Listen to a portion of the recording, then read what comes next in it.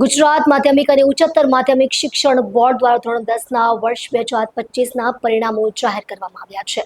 આ વર્ષે રાજ્યભરનું કુલ પરિણામ 83.8% રહ્યું છે। રાજ્યના તમામ જિલ્લાઓમાં સુરત જિલ્લાએ પોતાની સફળતાની પરંપરા જાળવી રાખી છે અને 86.20% પરિણામ સાથે ટોચના સ્થળે પોતાનું સ્થાન સુદૃઢ કર્યું છે।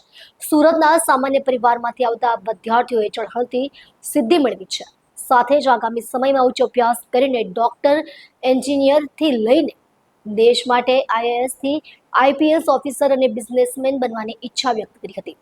સુરતના ડભોલી સ્થિત મણિબાપ વિદ્યા સંકુલ સ્વર્ગસ્થ સુરેશ વિદ્યા મંદિર માધ્યમિક શાળાનું પરિણામ ઝળહળતું આવ્યું છે। શાળાનું પરિણામ ગુજરાતી માધ્યમ 98.11% તથા અંગ્રેજી માધ્યમ 91.15% આવેલ છે તથા A1 ગ્રેડ સાથે 6 વિદ્યાર્થી અને A2 ગ્રેડ સાથે 18 વિદ્યાર્થી ઉત્તીર્ણ થયેલ છે, જેમાં A1 ગ્રેડ મેળવનાર વિદ્યાર્થીનીએ સંસ્કૃત વિષયમાં 100માંથી 100 ગુણ પ્રાપ્ત કરેલ છે।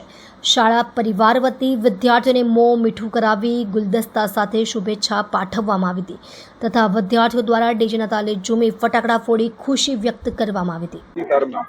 મારું નામ ઘોઘારી અર્ષિતા જયેશભાઈ છે। હું મણિબા વિદ્યા સંકુલ તથા સ્વસુરેશ માધ્યમિક ઉચ્ચતર માધ્યમિકની વિદ્યાર્થીની છું અને મેં ધોરણ 10માં આજે A1 ગ્રેડ પ્રાપ્ત કર્યો છે। 99.64% અને 96% પ્રાપ્ત કરીને આજે મેં શાળાનું નામ અને મારા માતા પિતા અને મારી મહેનત રંગ લાવી છે અને આ શાળાના આચાર્યશ્રી, મારા શિક્ષકગણો અને મારા માતા પિતા અને વડીલોને હું આને આભારી છું। એને હું આ મારો A1 ગ્રેડ આપું છું કારણ કે એના સપોર્ટથી હું આગળ વધી છું। મારી શાળામાં લેવાયેલ મંથલી ટેસ્ટ, વીકલી ટેસ્ટ અને મારી મૂંઝવણના જે સોલ્યુશન છે જે મારા ટીચરે આપેલા છે તેનાથી હું આગળ વધી છું અને જ્યાં અમને મૂંઝવણ પડે છે ત્યાં મોટિવેશનલ સેમિનાર જેવા કાર્યક્રમો, રમતગમતો વિવિધ દ્વારા અમારું માર્ગદર્શન પૂરું પાડ્યું છે।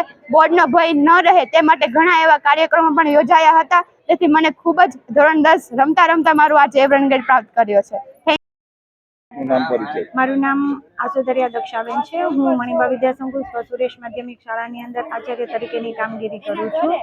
આજે અમારી શાળાનું ધોરણ 10નું રિઝલ્ટ આવ્યું છે, જેમાં 96% અમારી શાળાનું રિઝલ્ટ છે, જેમાં 5 વિદ્યાર્થીઓએ A1 ગ્રેડ પ્રાપ્ત કર્યો છે અને 18 વિદ્યાર્થીનીઓએ A2 ગ્રેડ પ્રાપ્ત કર્યો છે। આખા વર્ષ દરમિયાન કેવી મહેનત કરવામાં આવતી હતી બાળકો? આખા વર્ષ દરમિયાન બાળકોને અમે વીકલી ટેસ્ટ લેતા હતા, મંથલી ટેસ્ટ લેતા હતા અને એ છતાં પણ જો બાળકોને કંઈ મૂંઝવણ પડે તો અમે પર્સનલી એ લોકોને ઇન્ફોર્મેશન આપતા હતા કે જેથી કરીને બાળકને એક્ઝામનો ડર ના રહે અને ખુશીથી બાળક એક્ઝામ આપી શકે।